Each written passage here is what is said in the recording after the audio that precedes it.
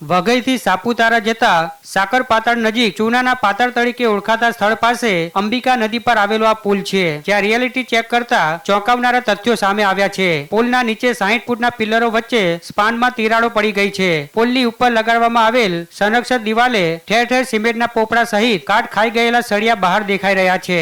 ન કરે નારાયણ અને જો કોઈ વાહન સામાન્ય પણ અથડાય તો પણ પુલ નીચે નદીમાં ખાબકવાની પ્રબળ શક્યતા દેખાઈ રહી છે। સાથોસાથ પુલની સ્પાન પાણી લીકેજ થતા સળિયા ફૂલી જતા તિરાડો પડવા સાથે મજબૂતાઈ પણ અત્યંત નબળી બની ગયેલ હોય ભારે વાહનો માટે આ પુલ યમદૂત સાબિત થઈ શકે છે। 1959 અને 60 માં નિર્માણ પામેલો આ પુલ સાપુતારાથી વઘઈ અને સુરતને જોડતો અને સતત વાહન વ્યવહારથી ધમધમતો આ પુલ છે। તેવામાં કોઈ મોટી દુર્ઘટના સર્જાય તે પહેલા માર્ગ અને મકાન વિભાગ યોગ્ય કામગીરી હાથ ધરે તે જરૂરી બની ગયું છે। જો કે આ સંદર્ભે માર્ગ મકાન વિભાગના વઘઈ સબ ડિવિઝનના નાયબ કાર્યપાલક ઇજનેર એમ.આર. પટેલ પૂછતા તેમણે જણાવ્યું હતું કે સાકરપાતળ ગામ નજીક આવેલો આ પુલ જૂનો બનેલ હોય તેની જગ્યાએ નવો બનાવવા સર્વે કરી ઉપલી કક્ષાએ રિપોર્ટ મોકલી દેવાયો છે, જે મંજૂર થયે ટૂંક સમયમાં નવો બનાવવા કામગીરી હાથ ધરવામાં આવશે।